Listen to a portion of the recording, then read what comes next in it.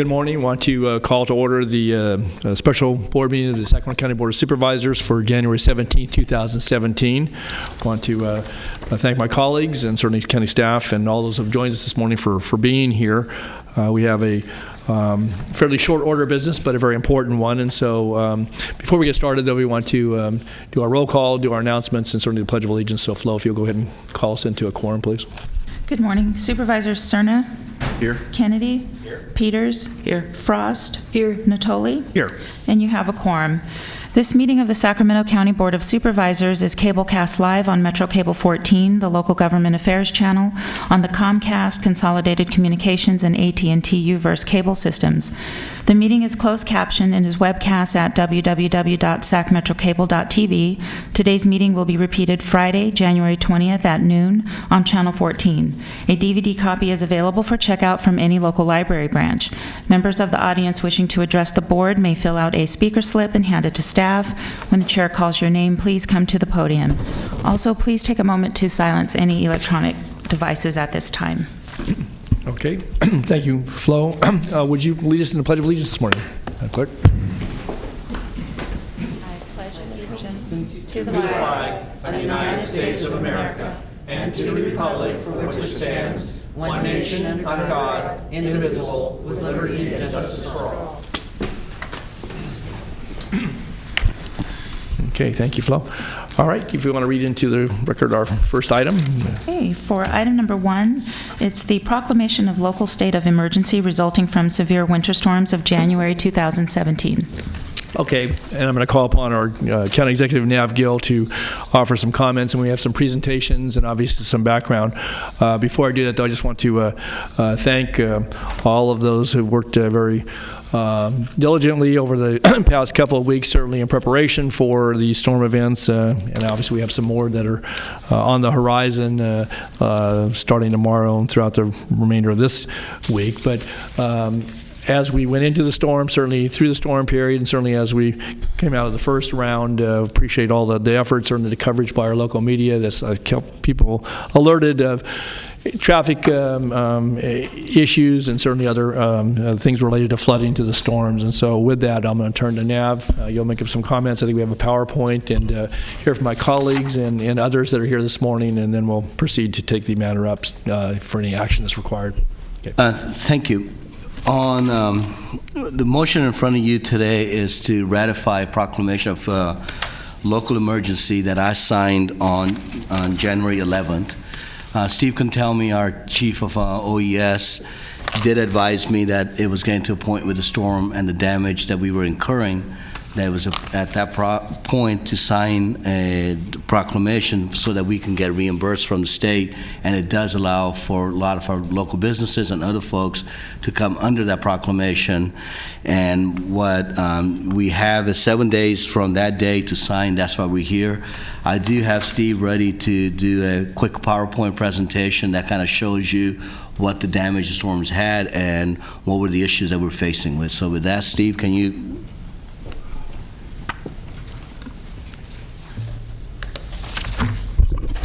Good morning, board chair and board members. Good morning, Steve. Excuse me, I have a quick PowerPoint just to show you, try to give you a brief summary of what we incurred from the last storms. First of all, let me talk to you about the proclamation itself. The proclamation is under the CDAA requirements. Once the county proclaims a state of emergency, then it requires the board or the governing body to approve that within the next 7 days. And then after that, it requires the board to also re-ratify or continue that ratification every 30 days thereafter. So events like this can sometimes take years. So usually it ends up being a consent item on the calendar. I'm not anticipating this one being years, but you never know, and I just wanted to give you a heads up on that. So some of the benefits or the advantages of having declared under the proclamation under this is it provides financial assistance for cost recovery for the local governments, including The special districts and the RDs are also included in that, and it's for repair, restoration, or replacement of any of the infrastructure that they lost during that event. It also authorizes the promulgation of orders or regulations needed to protect life, property, and it kind of loosens some of the restrictions that you have on your emergency purchasing and contracting. Generally speaking, we have to follow the policies of the board when it comes to making purchases or contracting, but this loosens it a little bit and gives some discretion to the county in terms of how they conduct that. The last part is it also provides DSW's workers with compensation, state workers' compensation, as well as immunity from liability for work performed during the disaster. What's a DSW? Disaster service worker. So are people deputized because you have folks coming to the center that maybe in transportation, in social services, so forth? So it starts at the local government. Whenever a person is hired by local government, they are automatically sworn as a DSW worker. And so any of the county employees that were within the EOC or out in the field were already covered as a DSW worker. And it also allows anybody that's a volunteer or someone that's working in the field that has been duly sworn in, they are also covered under that. So I did not swear anybody in that was not already sworn in, so there was no need to swear any volunteers in for any of the actions they took in the flood fights. Okay. Steve, and you don't have to feel too rushed here this morning. I mean, this is the item of business, and certainly we want to go through it, efficiently. But I do want to ask you a question, and say to board members, if you have questions as it goes along, jump right in. But on the proclamation, you said that this would require a 30-day renewal and could be for a lengthy period of time. The purpose of that is what? So that if there are claims that we wish to make as we go through and make repairs, because you can do estimates now, and that's what we're going to be asked to do a little later in your presentation today. But once the work is actually performed, for example, road repairs, we've taken a beating throughout this county, and I'm sure, again, my colleagues and others can speak to that, and we're going to continue to see some of that fallout and disrepair as we dry out and begin to actually get a chance to go out there and do repairs in the field. So but what is the purpose, though, of the ongoing 30 days until you settle all the claims with the government, or is for us to file claims? It's actually until the damage is been mitigated. So in other words, like you mentioned, if you had a road that was eroded or a bridge that went down, then there's a period of time in which it's going to take the county to get that road or that bridge replaced or repaired. And so the other issue is that you oftentimes don't know what the damage is until you actually get into it. Right. So a lot of these things take a long time. There's other issues like historical buildings, that type of thing. Those can take a much longer time to restore. So it just gives it's a requirement by the state, but it gives the county time to figure out what those actual damages are and what it's going to take to repair them or replace them. Thanks. Any other questions at this juncture? All right. No, continue. Okay. Yeah. One last thing, it also, under the proclamation, it also allows potentially for small business owners to get low-interest loans, too. So if they need to do any repairs on individuals' property, that they can take advantage of the small business loans through the government. So currently, we have flooded areas of parts of Wilton, Point Pleasant, and areas near the McCullough River and Grizzly and Snodgrass Slough. Those is really broader than that, but those are the primary places in which we have a lot of flooding going on. We have evacuation advisories only in Point Pleasant now. We did have them in Rio Linda and Wilton, and we've lifted those now. The road conditions, those are kind of spotty. We know we have roads that are closed still. There's a lot of smaller roads that we're not aware of or we haven't had reported to us yet, but from the aerial observation that we've conducted with our helicopters, we know that there's more roads than the main ones in which we had mentioned before. In our website, I believe we have 7 that are shown closed, but those are only the larger roads. On the rivers, Consumnes was our first focus, and it had 4 places where it overtopped and several boils that we know of. The McCullough had 1 break and 2 boils. The sloughs, on Grizzly Slough, we experienced 1 levee break, and on Snodgrass Slough, we experienced several boils. Steve, just for future reference, when due to our spell check, the Consumnes does not have an N. It's Consumnes. Okay. We know that. Yeah, Sorry. no, I know you do. Well, again, I just think it's important, though, for folks to when it gets put out there, so thanks. Reclamation districts, these are only some of the ones that we're reporting on. There's others as well as these, but RD 1002, that's in the Delta. We provided them with crews to help them with their levee prevention work during the storm. So they didn't experience any issues, but they had some weaknesses that they thought that they could strengthen, and so that's why we provided crews for them. RD 800 Wilton, that was the area that they experienced 2 boils, and they had a significant flood fight there. There was a lot of requests for rock, and there was some confusion as to what it is that they were actually needing. So we're hoping to meet with the engineer and have a longer discussion. I think we talked to Henry about 4 or 5 times during this event, and I think we just need to help him with the process so that he understands it better. And this is not an issue, or not really a negative thing for Henry. It's just something he doesn't do and doesn't understand necessarily how the state provides resources to these events. Steve, let me ask you that, though, because, again, I've heard about that. I know I've been in contact with NAV. I know you've been in contact with some folks. I guess I'm curious as to why we haven't already met with folks. We're going to have storm events, a series of them. Again, I don't know that they're going to necessarily be as severe, but we don't know what is going to happen over the next 5 or 6 days. And I know I saw the written request that went in through the EOC, and for as much preparation that we do, and I think we were well prepared, that's very important that we get that streamlined. And whoever points of contact are with, that can change over time, whether it's on our side of the house or on the other side. But when we're in the flood fight, and I don't need to tell you, you know this as well as anyone, and there's confusion out on the ground, you can have lost minutes, you can have lost hours, and that can result in situations, unfortunately, that didn't happen this time. But I think we need to make sure that's squared away. And as I've said to NAV, and I'll just say it here publicly, that it's important to have claiming so you can get reimbursed and so forth. But if you don't take the necessary action at the time, you can have a whole lot more remorse about what didn't occur and so forth. And so I just think we need to, and this is not unknown to us. It was in the same location that we had in 1997. And so whatever we need to work out with RD 800 and any other of the RDs or other agencies to the best of our ability, we can't get caught up on the paperwork piece of this and then have something more tragic happen that ends in either property damage. I think we were well prepared when it came to evacuations and so forth. And so I want to be positive about this, but that wrinkle needs to get ironed out, and I think we need to have that clear going forward, because this probably won't be the last time that we get heavy rains, and we've had plenty of experience in 86 and 97 and now obviously in 2017 to I think work those things out. And I thought people put together manuals after the last event, and who's going to contact, who's going to be in charge. A lot of that worked very well, but in this case here, the rock did get in there, they got it in place.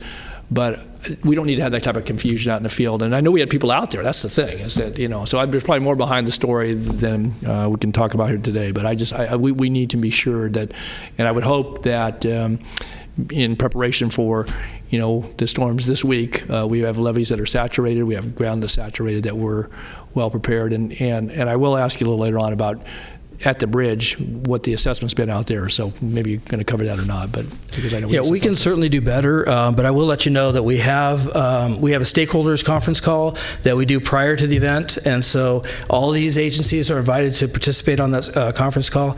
We also do drills and exercises with these people to explain to them the process and show them how it all works. So we have done some outreach with them and tried to make them understand, but in fairness to them, I understand that's not what they do for a living. They have other responsibilities, and they don't do it that often. So we can certainly make a better effort to get to. And when you're in a flood fight, things are changing moment to moment in some cases. I mean, the water's coming up very quickly. You've got, things on the ground that have to be attended to, and people making calls about material, about who's going to be sandbagging, and how you're deploying resources. Again, we were very helpful. I know we had sheriff's crews out there, and we had folks on the ground. It's just that fortunately we were able to to hold it there. Sort of RD 800 was on the front lines, but sure. I know we were helpful. I just think we need to have that streamlined, because that call for rock, I've heard about that. So okay, yeah, okay, thanks. As long as you have a break here, Steve. I looked through the rest of your presentation. I don't see a map in here. So next time you come, could you bring a map? Don represents that area, so he's probably the only one on the board who knows where Snodgrass Slough is, for instance. Sure. Not to make light of it, but it's kind of hard for the rest of us to understand exactly what those locations are. We'll do that next time. Thank you. Point well taken, Susan. So getting back to the reclamation districts, RD 800 was the one we were talking about just now with the two boils. They were right near Wilton Road and the bridge there in the Wilton area, just north of Dillard Road. Snodgrass Slough, again, that was experiencing one boil. That was one of our main concerns on this incident. They were having a hard time. They're still working on that boil as we speak, but they stabilized it, but there was still a lot of work to be done on that. On RD 0341, Sherman Island, they experienced 3 boils. Again, we were keeping an eye on that. They had a flood fight there. And then the confusing one for us was what we think is DR 824 or MA 9, which is in the Beach Shores area. It's a reclamation district that's no longer in business, and so the state actually owns that piece of property. So there's a lot of confusion as to who had ownership, but we were able to track down the deed and determine it was the state. And they had a boil on the railroad track embankment. And the reason that was one of our bigger concerns is because even though we thought it would be contained within the embankment and within the levees, the water does flow towards the town of Hood. So we were keeping a close eye on that one. Could I ask you a question on that? Just on Maintenance Area 9, which is the state, and they actually charge a fee to landowners in the area. What sort of resources did they bring to the table? You know, Mike Peterson might be able to tell you more. I know they had an engineer there that night, but I'm not sure what they had more than that. Okay, well, maybe get to it after you sum it up. I just was curious because, again, they bought that railroad right away all the way down to Hood. Right. And there was some trestles there. I think one of those has been taken out as you came through Beachstone Lakes. But they have a responsibility, and they need to know what their responsibility is because, again, if we're in the midst of it and we're trying to figure that out on the ground, and meanwhile you've got properties in peril and so forth. It just seems to me that the state needs to know what properties that they own are responsible for. Yeah, I agree. We did have County DWR was down there on that scene for most of the time until the state actually took it. That's great. So here are a few pictures. This is the Consumnes River. They took this from, I think it was a CHP helicopter for us. So you're southeast looking across the Folsom South Canal towards Quince Road and Fig Road. And this is one of the historical areas of flooding.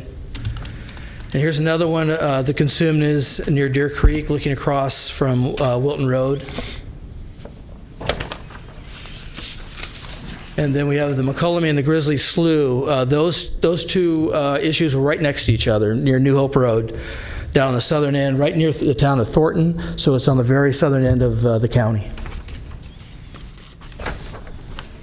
And here's a picture of the boil on Snodgrass Slough. It was a lot of vegetation, so it was very difficult to see it. When we were trying to share pictures with the state and with others, it was really hard for anybody to get any landmarks and figure out what exactly was going on there. Here's another problem they were having on Snodgrass Slough. They were using this excavator to try and find the leak on the water side of the levee.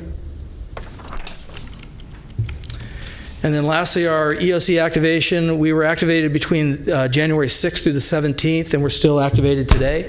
There were over 400 hours of OES staff time put in, and the number of people in the EOC range anywhere from 3 to 35 people per day, depending on the time of the incident.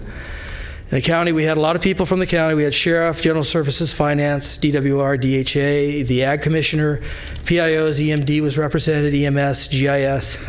It's an alphabet for them, and OES as well. And then from the outside agencies, we had Metro Fire, Folsom Fire, Cal OES, and Cal Fire.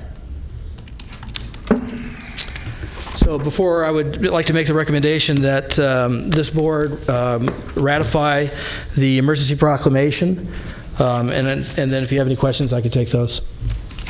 Okay, turn to my colleagues here. Questions about any of this? I'd like to say I thought our PIOs did a really nice job of keeping us informed about what was going on. I'm sure they were working with you, and that helped a lot to know the fight was going on some distance from where most of us were, but it was very helpful. I agree. Everybody that came into the OC just really did a great job. Yeah, good. Okay. Any questions here? Ms. Run? Thank you, Mr. Chair. I have some general comments that I'd like to make after we take the vote. Okay, all right. I did have a couple more questions. One is on the damage assessment. I've had a chance over the course of the last week to be out in different parts of the area, some of them that were still underwater out in the Point Pleasant area. Roads, again, I know this is not just to areas that had inundation, but certainly other areas in the county have taken a beating. When can we expect to have that damage assessment? Because it's not just filling potholes. I mean, there's base damage. There's obviously the assessment once water recedes, around the Lambert Road structure, around the Wilton Road structure, bridges I'm talking about.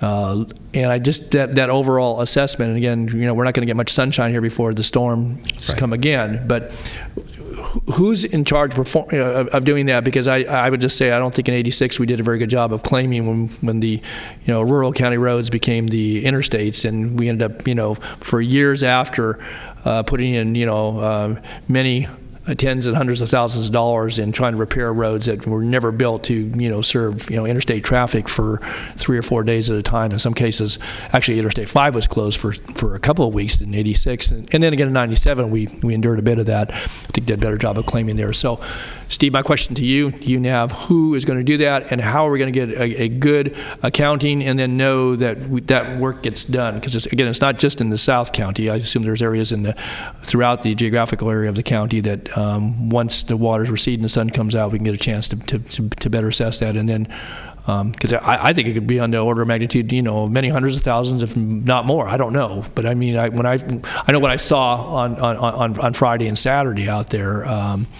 and there's going to be need for a good deal of repair. I can't tell you what the total is right now on the initial damage assessment. No, I'm just saying who's going to be responsible for doing that tally. It'll be coordinated through me, but there'll be other players that are involved too, especially finance is going to be heavily involved in that, but it'll be coordinated through my office. So basically what our process is that Steve's right, that it's coordinated through him, finance, transportation, general services, whoever we need to plug in to get the damage assessment will be working on this. Timeline, I think it's premature for us to give you one, but in 30 days when we come back, or even sooner, we can let you know what we think the timeline is going to be.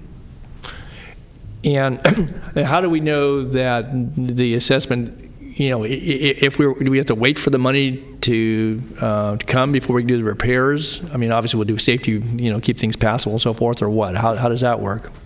Well, generally, the state reimburses us after we start our repairs. So it could come before, but not likely. It'll probably come after we start our own repairs. Okay. Let me ask you about two other specifics then. Relates to the Wilton Bridge. I know there was a concern, and I think we actually had folks out on Friday afternoon that there was a scour behind that bridge. Has that been assessed? Has action been taken that would protect that? Again, the river has receded, but it's going to come up again. Probably not to the height that it did a week ago, but the report I had on it was that they were aware of the scouring and that they were going to be sending out some teams out there to see if it needs repairs right away or if it's safe. My understanding is it's safe right now to be used, and so I'm not sure what the time frame is for them to do the repairs. So we're still working on the damage assessments. Today is our final day to get it into the state, so we're working on those initial ones. And as soon as we finish with that, then we'll start flipping over to the accurate numbers. Okay. And my final question for this morning is that on the west side, again, I know that our folks have been very active in working with both fire and rescue and sheriff's personnel and public works personnel. But the whole discussion about Beachstone Lakes, about the ability to floodlight on Lambert Road, that has been kicking around now since '97, '98. I know that we've talked with county council and certainly water resources. And we used to get regular reports about Beachstone Lakes and the progress of any work out there. That kind of got dropped from our annual. In fact, we haven't had an annual report about kind of the winter rains. This year yet, and we'll probably have a lot to tell. But I will say very publicly here today that we need to address that issue, and it's not just emergency operations. Certainly, I know that there's many moving parts to all that, but I believe in light of now 3 times since I've been with the county that we've had pretty serious flooding in that area, and there's been work that's been done that begins to impact then where water goes or stays, and some of that work was done out of county, some has been done by reclamation districts, has been done by the state, and I don't want to continue to leave the folks in Point Pleasant, in a situation where they don't have the same ability that others do when it comes to flood fighting. And we did issue encroachments to 2002, which I'm fine with. We worked, all the things you outlined here, Steve. It's a serious issue. One, again, we won't belabor here this morning to get out ahead of the disaster declaration, but it's one that I believe in the next few months needs to get addressed, and we need to, maybe even within the next week. I don't know what we're looking at as it relates to that, but there is some ability to at least offer some level of protection before the water rises, crosses the road, and then comes in and floods those areas. And it may have some other impacts that we need to consider. But I do want us to, as a board and as a county, to have a policy position, at least a review of our policy position, what it's been in the past. Supervisor Natoli, that is an item for us to do out of this event. We are going to be meeting with Water Resources, what options we have, and plan on being back to the board with some policy recommendations. Okay. All right. Thanks. All right. Do we have any speakers to flow on this item? Okay, good. I have not received speaker cards. All right. Thank you, Thanks, Steve. Steve. Thanks, Steve. Thanks for your hard work. Yes. All right. So we have the matter before us to basically, I guess, affirm the proclamation or approve the proclamation of disaster, and then we'll see this back on our agenda on a regular basis for some time to come, I trust. So do I have a motion?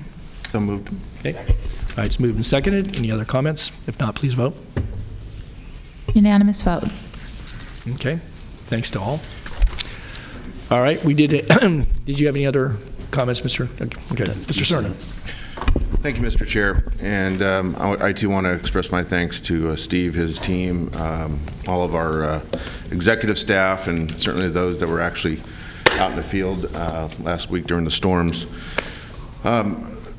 As was mentioned, Supervisor Natoli is much more familiar with what the circumstance was in terms of flood fight and other activities last week, because most of that activity was happening in the south part of the county in his district. But I know that all five of us certainly saw for ourselves different impacts from the severe weather. This is weather, inclement weather, that we haven't seen for a while. And one of the things that was very noticeable in District 1 was the fact that the rising waters, especially in the American River Parkway, were forcing those that have chosen to illegally camp there to be in other places that were much more obvious to my constituents, certainly to me. I want to issue a thanks, some very forceful thanks to Paul Lake, our Chief Deputy in charge of Countywide Services, and his staff, Ann Edwards, with the Department of Human Assistance, for responding very quickly to one of the circumstances that I was a witness to last week, which was a growing tent city along the crown of the levee along Garden Highway, just west of I-5. If my memory serves me correctly, we actually were able to initiate a pretty swift deployment of our social workers. We worked hand in hand with Sacramento Steps Forward navigators and the Sacramento Police Department to have folks out there offering assistance to some folks that were enduring the cold and wet weather. I know we offered some motel vouchers, and some took advantage of that offer, and we were able to shelter some folks. So I know that they appreciate that. I certainly appreciate it. It's another reminder that when we have an emergent situation like this, it's not just a physical one in terms of the changing landscape and the high waters. It's got a very human toll as well, and I think it's a very bold reminder that this county has a responsibility not just to fight the floods and make sure that property is protected, but I think it also has the responsibility to offer service to those that are in most need. So again, thanks to everyone that was responsible for that. As has been noted already this morning, we are expecting even more wet weather as soon as tomorrow, I believe, or maybe even this evening. One of the things that I've asked our county executive, working with some of the people I've just mentioned, is to swiftly work with the City of Sacramento. I've been working with the Mayor's Office, Darrell Steinberg, to figure out a protocol, if you will, that we haven't really engaged in the past, and that is to make sure that we have available shelter, food, water, and everything that comes along with what people need during these circumstances. Excuse me.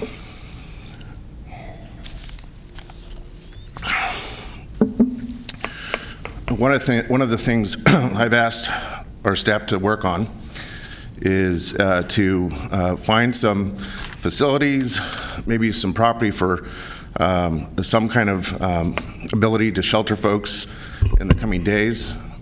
And, excuse me. This water? Yeah.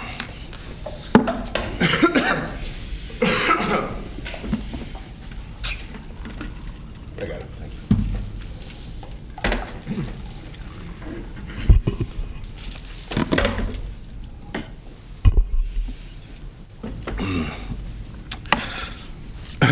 So, let me try and complete the thought here. I have employed what I did back in 2011. Some will recall that I felt the urgency deserved some immediate action to go find some funding at the time to find added capacity in the network of our shelter system, working with our nonprofit partners here in Sacramento County. At that time, I believe we were able to, Paul, remind me, I think we were able to find about 25 additional beds at the Salvation Army. That was the result of some private fundraising. And I think this last week is another reminder. I think that we have a responsibility to do what we can using the bully pulpit of our offices sometimes and reaching out to the private sector, the nonprofit sector, to do everything we can to maximize capacity for shelter and other services required during wet weather and cold weather. So again, working with Mayor Steinberg, who's been really leading a very aggressive campaign as of late to find shelter during inclement weather. I've been working closely with his office and his staff, and then reaching out to the Sacramento Association of Realtors, an association I know that Sue is very close with, to ask their assistance. And that was really precipitated by a conversation I had with Eric Rasmussen, who is a representative for the Sacramento Association of Realtors. They've been looking to really help local government on the front of sheltering homeless folks. And so their generosity has manifested itself in the form of a $50,000 contribution. The request was made of them based on the fact that using our administrative authority through our county executive's office and likewise through the City of Sacramento manager's office, working with, again, the mayor, that we would match that. So we do have now available to us $100,000 immediately to figure out a solution, hopefully not measured in weeks, but measured in days. We're going to continue to have wet weather, cold weather from now on through April. And so what I've asked the county executive to do, given that resource base, is to work swiftly with coordination through the city manager's office to figure out what we're going to do in terms of being able to do a better job of sheltering folks during wet weather. So that is something that my office will be continuing to work with our executive team on. I want to really thank the Sacramento Association of Realtors for stepping up the way they have. This is a pretty incredible contribution. The initial ask, quite frankly, was half that amount, and they offered to do twice what was asked. So I really want to thank the Sacramento Association of Realtors for recognizing a need in the community that their members work in, and they deserve a lot of credit here. So I wanted to kind of save this for the discussion on the 24th. since that is going to be dedicated to talking and discussing more the kind of collective and comprehensive resource base we have at the county for serving homeless. But again, given the urgency and the expected weather this week, I wanted to make note of that. And again, this is quite frankly my way of trying to really incite some bold action that's got to happen this week as far as I'm concerned. Okay. Thank you, Phil. Sue, get some comments. Just wanted to piggyback on what you were saying, Phil. Also want to thank the Sacramento Association of Realtors, who always step up with more than you ask for, it seems like, so that was great.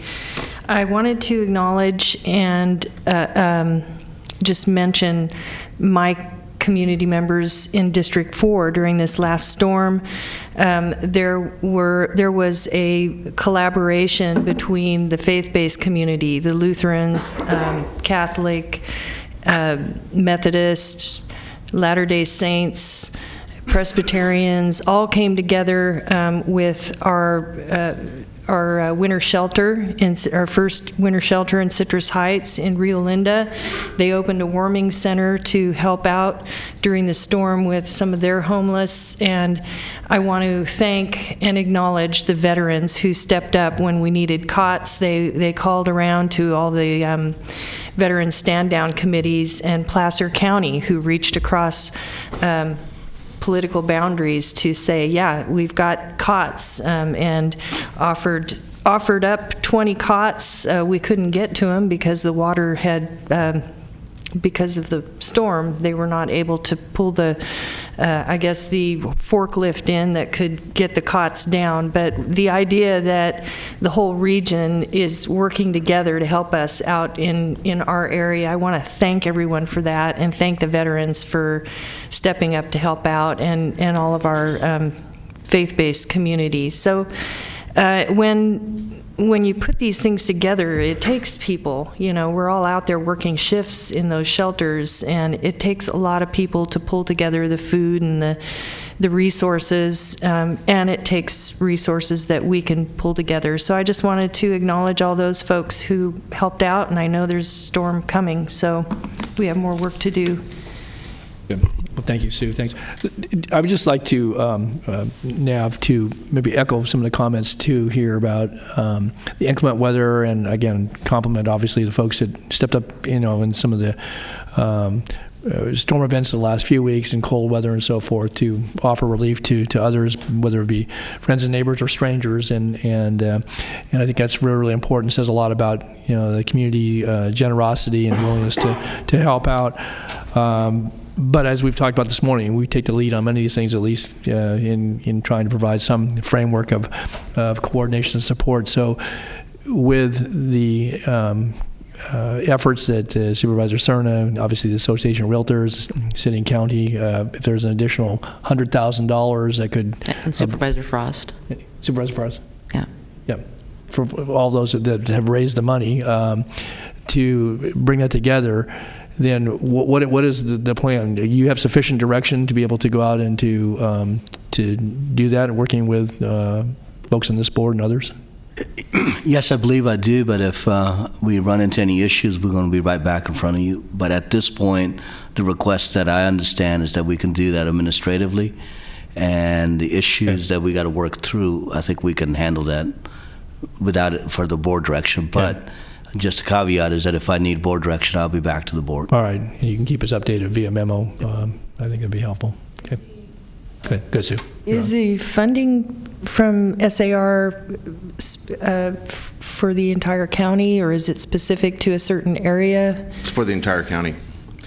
And this was really, Sue, again, inspired by some of the immediate action that Mayor Steinberg has initiated, namely the opening of their Southside Park clubhouse facility as a warming center. You may have seen that in the media recently. And so he and I know Patrick and his office as well, have been talking daily, quite frankly. Over the weekend, I must have had a dozen conversations with both he and our county executive and others about ideas in terms of which facilities we might look at, which properties that are under the control of the county that we might look at to provide that shelter. Again, it wouldn't be shelter that's offered all the time. We'd have to, explore quickly what we think the appropriate triggers are, whether it's so much expected measurable rain or temperatures or what have you. But the fact of the matter is as you well know, we have too many of our constituents, homeless constituents, that are on the streets, and that's bad enough. But when it's cold and wet, it's heartbreaking. One of our social workers that I'm going to be inviting to the 24th hearing, just to issue my thanks to her publicly, explained to me that during that effort last week along Garden Highway, they encountered a young lady that was in her 3rd trimester that was suffering addiction and would not accept any assistance. And to me, that's completely unacceptable. We have to be doing everything that we can that's, per our organizational chart, but more than that, as far as I'm concerned. And that's what, again, this effort represents, is trying to leave no stone unturned in terms of funding, in terms of ideas. I'm going to continue to exhaust that as best we can. I would encourage others to do the same. It's great. Great. And just for clarification then, so on next week's agenda, we have an item that relates to what? So next week, what we plan to present to you is an update on the homeless work that we've been doing. In the fall, we brought a couple of items, and there's some deliverables we had in January. And one of them is a contract for emergency shelters. We want to come talk to you about what our recommendations around that. We want to give you a timeline on the triage center that we introduced in the fall, where we're going with that concept. And there's 5 other items that escape me, but that's an update, and we're going to ask for some action on the homeless shelter, the contracts. Okay, Sue? Can I just put in one more comment on these winter shelters and warming centers are not always welcomed by the community. And in our community of Rio Linda, we have a group of individuals and a church that want to invest personal money into a winter shelter or warming center, food closet, transition. I don't know what it looks like, but we have a willing community there that may be able to take advantage of some resources. I know that there's a huge need in other areas, so I'm not saying ours over someone else's. I just wanted to put in a good word for Rio Linda, who is welcoming that opportunity to invest, and with a little bit of help might be able to do even more. We'll keep that in mind. I would just dovetail off of what Sue just mentioned, that, again, this is to serve the county of Sacramento, all its cities therein. But I think one of the things that we will be considering is transportation. So if we have certain folks in one area of the county that are willing to accept an offer of emergency shelter during wet weather, there is the prospect that they may be transported to and from at different times of day. Those are all logistics that our staff are going to have to work on, but I think that should necessarily mean that we're going to look at places like Rio Linda. We're going to look at places in District 2 and South Sacramento and in Susan Peters' district. So as far as I'm concerned, we should be creative about how we're going to do this. We have something to work with now. I think if we're going to come back in a week or two and nothing's happened, shame on us. So I am putting the onus on this county and our executive team to figure this out. Don't we already have a warming center at the EOC and transport by way of public? I mean, do we have that warming center open, or? I don't believe we have a warming center at the EOC, but we do have an active winter sanctuary program that's housing 100 people every night. We have various emergency shelters that obviously are full to capacity. There's additional need. I know the city has opened one of its facilities, so there's a lot going on out there. I don't think there's anything specifically at the EOC, though. I defer to Steve on that. I don't believe so. Okay, I'm probably getting the acronyms wrong. There's one, we do have a warming center that through the county. Yeah, it's the winter shelter. The winter shelter, yeah. Same thing by a different name. Okay, sorry. I think you may be referring to when the weather reaches a certain threshold, we open up warming Yes, centers, and we yes. typically partner with the city of Sacramento to do that because we have a larger concentration of the homeless down there. So that's what we've done in the past. We do not currently have one open, though. Just one other thing, if I could, then, just when you come back next week, I know we're talking about emergency shelter and so forth, but I think one of the things that was very glaring in the report that was shared with me, that when they went out to the tent encampment on Garden Highway a week and a half ago and made contact, that there was probably a fifth of the folks, or maybe a little less, that took advantage of the vouchering, which gave them some shelter for the night or for a few days. But many of them basically rejected the offer, and the case that was cited by Supervisor Cerna, the addiction, methamphetamine, opiates, heroin, and I think that if in fact obviously that's got a grasp on people's lives, and you they make a choice, even in whatever state of mind they are, to say no to to an offer for help. I think it goes back to the discussion we had this time last year, and we put some additional money in for drug and alcohol services. But if we talk about chronic homelessness, what we're going to do with emergency shelters, what we're going to do immediately to provide some shelter for folks during inclement weather, I would just say that over the course of the next couple of weeks, as we have this discussion both in these chambers on 24th and then subsequent with our colleagues, it will most likely come up in some context the following week with the Joint City Council Board of Supervisors meeting. I think now that needs to be a key part of it, because we rely so heavily on state dollars. We've assigned out realignment dollars for other purposes, but if in fact beyond the immediacy of the issue we're going to address this, I believe we've got to have that conversation, because with Prop 47 and with other changes in the law, folks don't even, not that jail was a proper place, but at least they had a chance to dry out, maybe got a chance to think about the circumstances.